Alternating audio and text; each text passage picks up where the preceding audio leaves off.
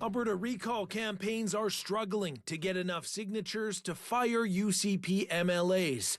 Two of the biggest problems, organizers tell City News, fear of retribution from the government and widespread voter apathy.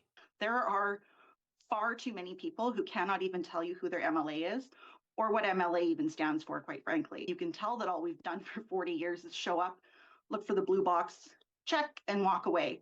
Campaigns to fire the education minister and the MLA in Airdrie East have already failed to get enough signatures.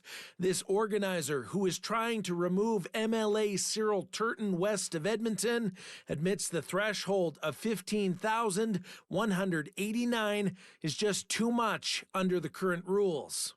It would be amazing to make that goal. Is it realistic? No. There are still 24 active recalls in the gathering signatures phase, all but one of them targeting government MLAs. But the UCP is already claiming victory, telling City News Wednesday recalls should be reserved for breaches of public trust, ethical violations, or sustained neglect of local duty, not as a shortcut to trigger a new election over political differences. And the results of these campaigns suggest most Albertans agree. Still, several petitioners are not giving up, hitting the streets for a Provincial Day of Recall this Saturday. They're hoping that the warm weather will help boost their numbers. This Sherwood Park organizer says he's not sure how many people have signed on to his petition to fire Nate Glubish. The bar is 15,770. But Drake Worth says no matter what, he's hoping to send a message to his MLA and build momentum for change. You signed up specifically, as far as your constituency, to represent them first.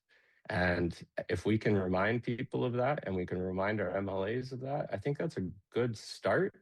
But then let's continue it. We need to have that pressure. This political scientist predicted all of the recalls were likely to fail, but he won't be surprised if some of the targets end up losing their seats next election. I don't think Dimitri Nicolaidis is out of the woods. You know, they didn't get 16,000 signatures, but what did they get, about 7,000? Were those all NDP voters from the last election? He barely won in 2023. So if I was him, I would be worried, and he is worried. Yeah, that's been clear. The campaign to recall Danielle Smith would not tell City News how many signatures they have, claiming they are worried the Premier may use that information to change the rules at the last minute. Sean Amato, City News, Edmonton.